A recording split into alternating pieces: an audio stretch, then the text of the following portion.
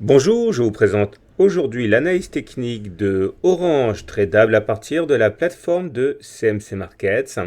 Alors avant de commencer, je tiens à préciser qu'il s'agit d'une analyse de type hebdomadaire et journalière. On va commencer avec le niveau 1 d'analyse pour ceux qui ne connaissent pas encore l'analyse technique, et donc on va faire le tour de ce qu'il faut vraiment savoir avant de prendre une décision. Alors, si on retourne à la genèse du mouvement en cours, il faut comprendre que nous avons rebondi sur cette bougie-là en septembre, lors de cette bougie de septembre, sur cette immense zone de support qui a déjà été à maintes reprises testée, mais jamais cassée par le bas.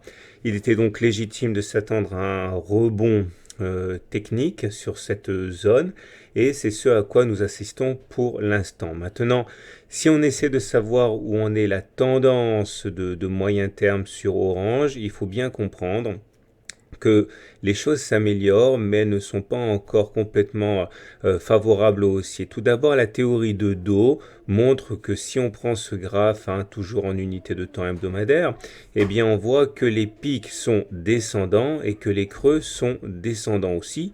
Cela signifie qu'au regard de la théorie de Dow, on est en tendance baissière. Par contre, et c'est ça qui est intéressant, la théorie de Weinstein ne confirme pas cette théorie, cette tendance baissière, puisque nous sommes maintenant passés au-dessus de la moyenne mobile à 30 semaines qui descend.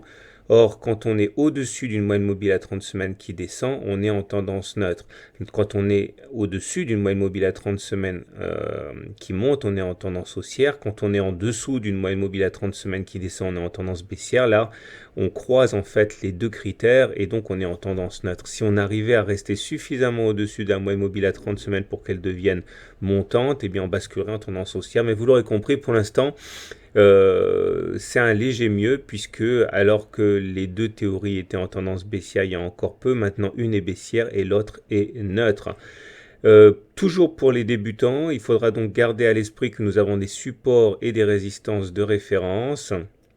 On peut s'attendre à des blocages aux alentours de 15,8 euros ici, qui correspond au niveau qui a stoppé net l'avancée en juillet.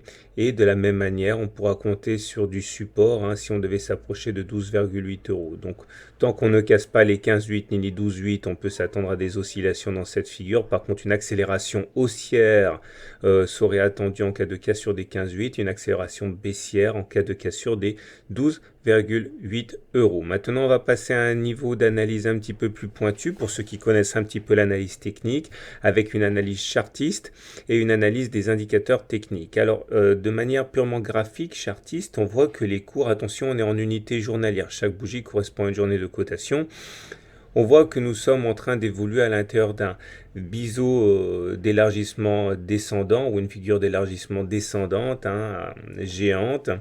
Et les éléments à comprendre ici sont assez complexes. Tout d'abord, il faut comprendre que cette figure se casse plus souvent par le haut que par le bas. C'est-à-dire que nous aurons ici des difficultés à passer cette zone, c'est une résistance, mais il faut également comprendre que cette figure se casse plus souvent par le haut qu'elle ne se casse par le bas. Et si on devait casser par le haut, les objectifs seraient, on pourra les déterminer de différentes manières, mais une des façons de déterminer l'objectif, c'est d'aller chercher tous les points auxquels on a accroché la partie haute de la figure d'élargissement, donc ce point-là, mais également à terme celui-ci, aux alentours de 16,2, 16,3 euros. Il y a même un autre objectif, ce serait celui de prendre la hauteur de la première oscillation et de le reporter au-dessus du point de cassure. Ça nous donnera un objectif encore plus ambitieux, mais vous l'aurez compris, la première des choses, c'est déjà de s'affranchir de cette résistance descendante, tout en gardant à l'esprit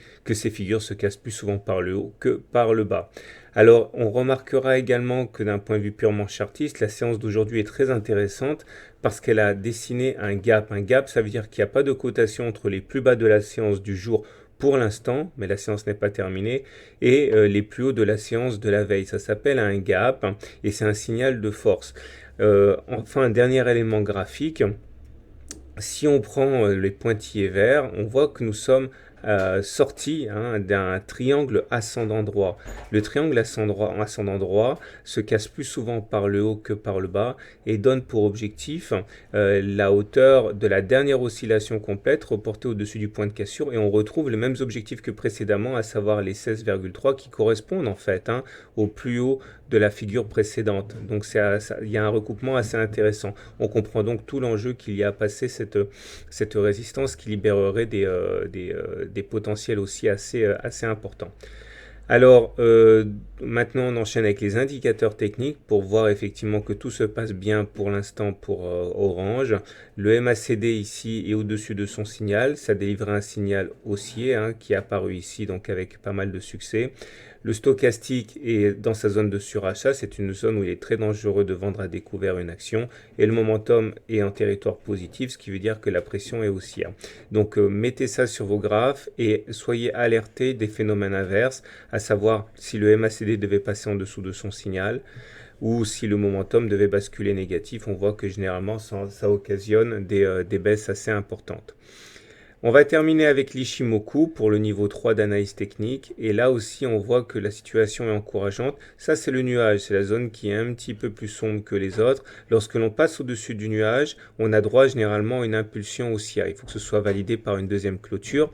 Là vous voyez que ça n'a pas été le cas parce que ça n'a pas été validé par la deuxième clôture, mais là ça a été le cas, donc on assiste effectivement à une impulsion haussière du fait qu'on soit passé au-dessus du nuage. Ça c'est très très bien, et l'Ishimoku nous permet d'avoir également des supports assez facile à repérer. Tout d'abord la Tenkan ici qui est actuellement à 14,3, qui devrait effectivement jouer un rôle de support au moins temporaire en cas d'attaque baissière, mais également la Kijun et bien sûr le nuage aussi qui joue un rôle de support. Voilà ce que l'on pouvait dire. Donc si on fait le bilan, la tendance de moyen terme est toujours baissière, bien qu'elle ait tendance à s'affaiblir voire à se neutraliser, puisque un des outils est à basculer neutre.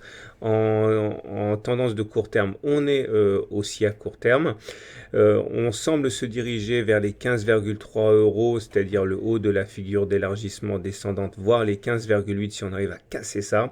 Par contre, il ne faudrait absolument pas passer en dessous des 14,5 euros, puisque ça voudrait dire réintégrer le triangle ascendant droit et refermer le gap, ce qui montrerait plutôt un signe de faiblesse. Voilà, on terminera en précisant qu'il ne s'agit que d'une analyse technique et pas une analyse des fondamentaux. L'analyse technique, c'est juste pour le timing et pour peaufiner. Toute décision d'investissement, d'achat ou de vente ne doit être prise qu'après une étude sérieuse des fondamentaux de la valeur. Je vous souhaite une bonne journée, à très bientôt pour une autre analyse technique.